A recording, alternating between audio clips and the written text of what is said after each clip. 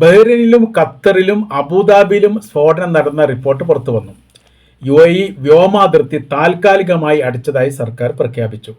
ഈ മേഖലയിൽ ഈ മിസൈൽ ആക്രമണം നടക്കുന്നതിൻ്റെ ലൈവായിരിക്കുന്ന വീഡിയോ സഹിതം പുറത്തു വന്നിരിക്കുകയാണ്. അത് ബഹ്റൈനിലും ഖത്തറിൻ്റെ ഏറെക്കുറെ പുറത്തു വന്നിട്ടുണ്ട്.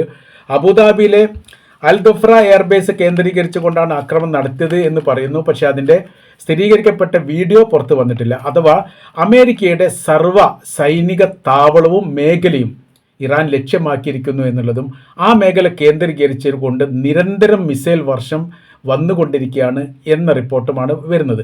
അതോടൊപ്പം തന്നെ ഇസ്രായേലിനെ കേന്ദ്രീകരിച്ചുകൊണ്ട് വടക്കൻ ഇസ്രായേൽ തീമയ വർഷിക്കുന്നു എന്ന തരത്തിലാണ്.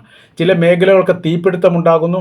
ആ തീപിടുത്തം കെടുത്താൻ വേണ്ടിയിട്ട് ഫയർഫോഴ്സുകളൊക്കെ തലങ്ങും വിലങ്ങും പോകുന്ന രീതിയിലുള്ള വിവരങ്ങളും പുറത്തു വരുന്നു.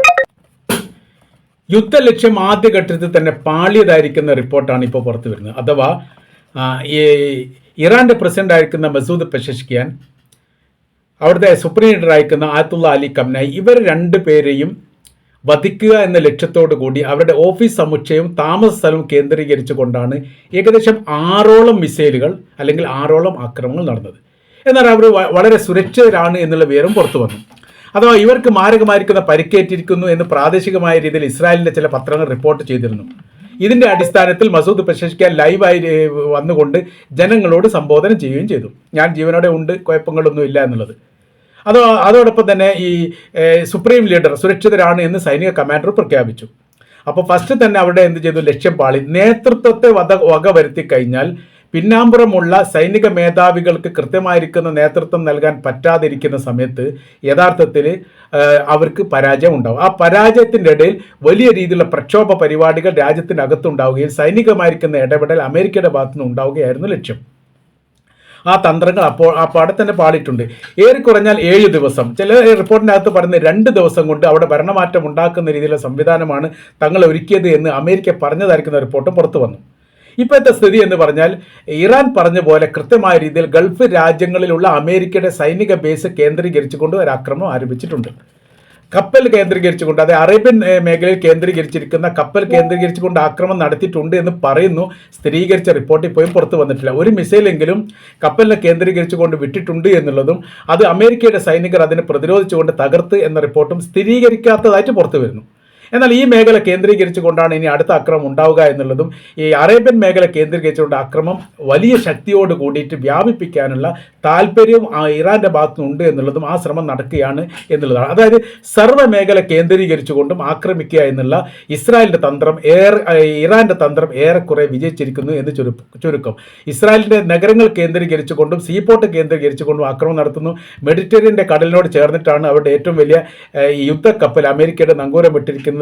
അതിനെ ബാധിക്കാതിരിക്കാൻ അത് 100 നോട്ടിക്കൽ മൈൽ പിറകോട്ട് പോയിരിക്കുന്നു എന്നും കാണാൻ വേണ്ടി സാധിക്കുന്നു. അപ്പോൾ ഇപ്പോഴത്തെ സ്ഥിതി എന്ന് പറയാൻ ഗൾഫ് രാജ്യത്ത് ആകെ ആശങ്കയാണ്.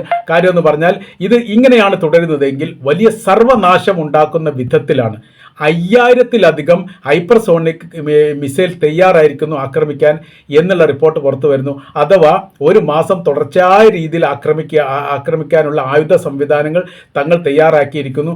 ഓരോരോ ചർച്ചയ്ക്കിടയിലും, അതായത് ഈ സമാധാന ചർച്ചയുമായിട്ട് ബന്ധപ്പെട്ട കാര്യത്തിൽ ഓരോരോ ചർച്ചയ്ക്കിടയിലും ഞങ്ങൾ ആയുധങ്ങൾ വാരിക്കൂട്ടുകയാണ്, തങ്ങൾ അതിന് റഷ്യയും ചൈനയും സഹായിച്ചിട്ടുണ്ട്, അവരോട് നന്ദി പറയുന്നു എന്നും ചില റിപ്പോർട്ടിൻ്റെ അകത്ത് കാണാൻ വേണ്ടി സാധിക്കുന്നു. അവരുടെ ഒന്നിലധികം ഈ ടെലിവിഷൻ ചാനലുകൾ ഇറാൻ്റെ തകർത്തിട്ടുണ്ട്.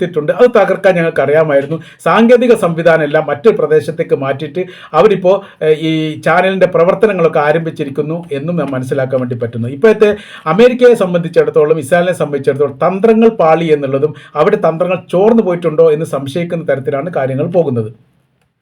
സൈനിക കമാൻഡർ ഒരാൾ കൊല്ലപ്പെട്ടു എന്ന റിപ്പോർട്ട് കാണുന്നു. മറ്റൊരു റിപ്പോർട്ടിൻ്റെ അകത്ത് 1-ലധികം കമാൻഡർമാർ കൊല്ലപ്പെട്ടിട്ടുണ്ട് എന്നുള്ളതും ഇത് ഇറാൻ്റെ പ്രസിഡന്റ് മസൂദ് പെഷഷ്കിയാന് സുരക്ഷ ഒരുക്കുന്ന സൈനിക കമാൻഡറിൽപ്പെട്ടവരാണ് എന്ന റിപ്പോർട്ടും കാണാൻ വേണ്ടി സാധിക്കുന്നു. അപ്പോൾ യഥാർത്ഥത്തിൽ രൂക്ഷമായിരിക്കുന്ന പ്രത്യാക്രമണം ഇറാൻ്റെ ഭാഗത്തുനിന്ന് ഇപ്പോഴും നടന്നുകൊണ്ടിരിക്കുന്നു. ആദ്യത്തെ തവണ ഇസ്രായേലും അമേരിക്കയും സംയുക്തമായ രീതിയിൽ ഇറാനെ ആക്രമിച്ചതിന് ശേഷം ഇസ്രായേലിൻ്റെ ഭാഗത്തുനിന്ന് ഇറാന് നേരെ ഇപ്പോൾ ആക്രമണങ്ങളൊന്നും ഉണ്ടായിട്ടില്ല. എന്നാൽ ഇറാൻ്റെ തിരിച്ചടി ഭയാനകരമാകുന്ന തരത്തിൽ സർവ്വ മേഖലയും വ്യാപിക്കുന്ന തരത്തിലാണ്. ഭരണ സംവിധാനം താഴെ വീഴുകയാണെങ്കിൽ അവിടെ പറഞ്ഞാൽ അവസാനിക്കാത്തത്ര ദുരന്തങ്ങളും പ്രശ്നങ്ങളും ഉണ്ടാക്കിയതിന് ശേഷം മാത്രമേ ഇറാൻ അടങ്ങൂ എന്നാണ് നമുക്ക് ഇതിൽ നിന്ന് മനസ്സിലാക്കാൻ വേണ്ടി പറ്റുന്നത്.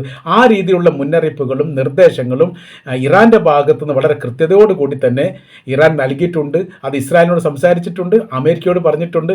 ഞങ്ങൾക്ക് നേരെ ആക്രമണം വന്നാൽ ഒരിക്കൽ പോലും നിങ്ങൾക്ക് പ്രതിരോധിക്കാൻ പറ്റാത്ത വിധം മാരകമായിരിക്കുന്ന തിരിച്ചടി തന്നെയാണ് ഉണ്ടാവുക. അതിനെ താങ്ങാൻ മാത്രം ബലവും ശക്തിയും നിലവിലെ സാഹചര്യത്തിൽ നിങ്ങൾക്കില്ല. നിങ്ങളുടെ എല്ലാ സാങ്കേതിക പരിജ്ഞാനങ്ങളും അതിൻ്റെ സംവിധാന കാര്യങ്ങളും കൃത്യമായ രീതിയിൽ ഇറാൻ മനസ്സിലാക്കിയിട്ടുണ്ട്. അതിനനുസരിച്ചുള്ള ആയുധങ്ങളൊക്കെ ഞങ്ങൾ പൂർത്തീകരിച്ചിട്ടുണ്ട്. ഈ ആയുധങ്ങൾ വെച്ചുകൊണ്ട് നിങ്ങൾ ആക്രമിക്കുന്ന സമയത്ത് നിങ്ങൾക്കതിനെ പ്രതിരോധിക്കാൻ സാധിക്കില്ല. അയൺ ഡോം ആണെങ്കിലും ആരോത്രിയാണെങ്കിലും ഏത് വിധത്തിലുള്ള പ്രതിരോധ സംവിധാനം ആണെങ്കിലും ഞങ്ങളുടെ ഹൈപ്പർസോണിക്കിന് മുമ്പിൽ കീഴടങ്ങുന്ന ഒരു സ്ഥിതി കഴിഞ്ഞ 12 ദിവസം 2025 ഞങ്ങൾ കാണിച്ചു തന്നതാണ്. അതിൻ്റെ തുടർ ചലനങ്ങൾ തന്നെ തീർച്ചയായിട്ടും ഉണ്ടാവും. ഞങ്ങളുടെ സംരക്ഷണവുമായിട്ട് ബന്ധപ്പെട്ട്, രാജ്യത്തിൻ്റെ സംരക്ഷണവുമായിട്ട് ബന്ധപ്പെട്ട് ഏതറ്റം വരെ പോകാൻ തയ്യാറാണ്. എത്ര കാലം വേണമെങ്കിലും യുദ്ധം ചെയ്യാനുള്ള പടക്കോപ്പുകൾ തങ്ങൾ തയ്യാറാക്കിയിരിക്കുന്നു എന്നുള്ള റിപ്പോർട്ട് കൂടി ഇറാൻ്റെ ഭാഗത്ത് പുറത്തു വരുമ്പോൾ യഥാർത്ഥത്തിൽ അമേരിക്കയും ഇസ്രായേലും ആദ്യ യുദ്ധത്തിൽ തന്നെ, അല്ലെ ആദ്യ ഘട്ടത്തിൽ തന്നെ തോറ്റു എന്ന് നമുക്ക് തീർച്ചയായിട്ടും പറയാൻ വേണ്ടിയിട്ട് സാധിക്കുന്നതാണ്.